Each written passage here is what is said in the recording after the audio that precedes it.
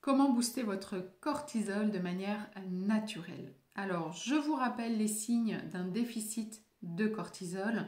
Si vous vous sentez un peu surmené, épuisé, que vous avez tendance à aller chercher un booster comme du café, que vous avez des pulsions d'aliments sucrés ou des envies de gras pour vous remonter, que vous avez une tension artérielle peut-être basse, que vous avez du mal à digérer, une sensation de ne plus rien digérer, tout ceci, ce sont des signes cliniques que vous êtes en déficit de cortisol. Je vous renvoie vers ma vidéo qui vous explique de manière plus concrète quels sont les signes d'un déficit de cortisol.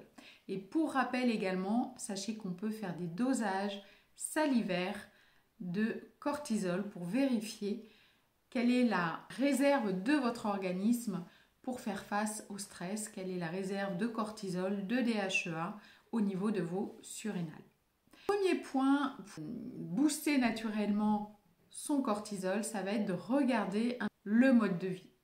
Est-ce que votre mode de vie est plutôt équilibré? Est-ce que vous avez pu identifier quelles sont les sources de stress? Parce que quand il y a un déficit de cortisol, forcément, il y a un stress chronique qui s'installe.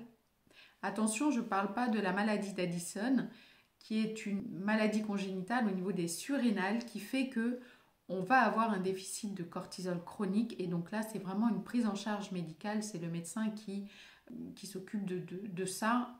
Je ne parle pas du tout de cette maladie-là.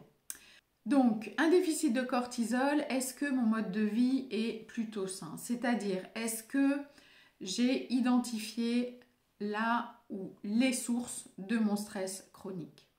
Est-ce que mon sommeil est réparateur? Est-ce que quand je me lève le matin, je me sens reposée avec une quantité de sommeil suffisante? La majorité des gens ont besoin de 7 à 9 heures de sommeil pour se sentir reposés.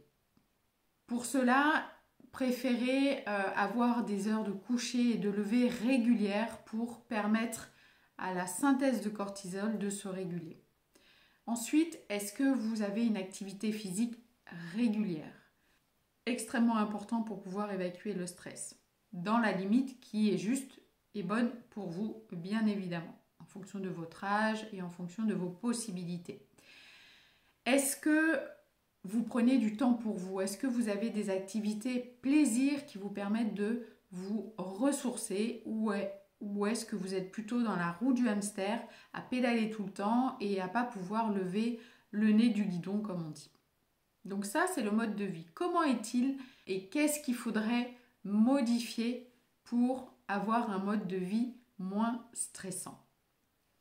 Deuxième clé, l'alimentation. Mettre en place une alimentation équilibrée, riche en nutriments qui vont venir nourrir correctement vos glandes surrénales est hyper important. Pour cela, on va éviter tous les excitants, la caféine, l'alcool, tous les aliments qui contiennent du sucre raffiné, ce sucre transformé qui vont venir épuiser vos glandes surrénales et perturber la régulation du cortisol.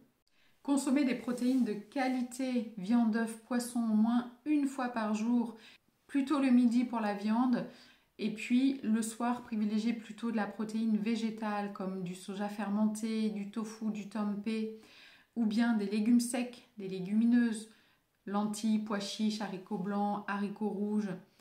L'idée, c'est de venir stabiliser la glycémie la plus stable possible tout au long de la journée pour éviter d'avoir ces pics de glycémie et venir solliciter nos surrénales. Privilégiez les bonnes graisses, c'est-à-dire les bonnes huiles, des huiles à oméga 3 comme des huiles de lin, de cameline, de colza, puisque ces oméga 3 vont être des anti-stress naturels. Votre cerveau est fait que de bons gras, donc il est important d'apporter au quotidien suffisamment d'acides gras oméga 3, puisque l'organisme ne sait pas le fabriquer.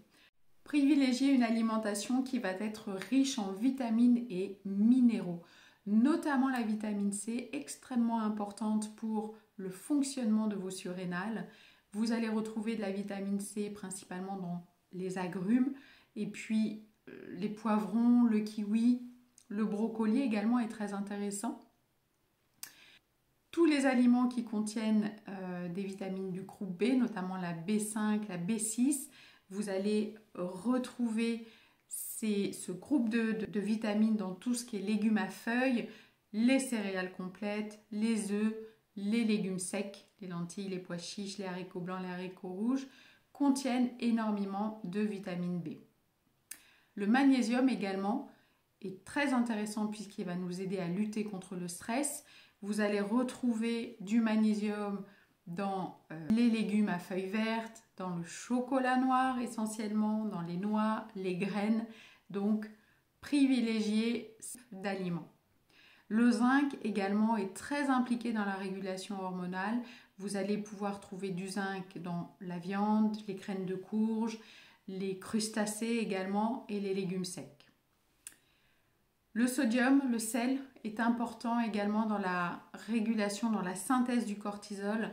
Sachez que vous êtes en déficit de cortisol, surtout ne supprimez pas le sel puisque ça permet de remonter la synthèse de cortisol. Troisième clé pour booster naturellement votre cortisol, ça va être les plantes adaptogènes. Si le mode de vie ne suffit pas, si l'alimentation ne suffit pas, vous pouvez vous aider de plantes adaptogènes. On a une plante qui est très connue, qui est l'ashwagandha, de son petit nom Witania somnifera, qui est une plante qui va venir vous aider à réguler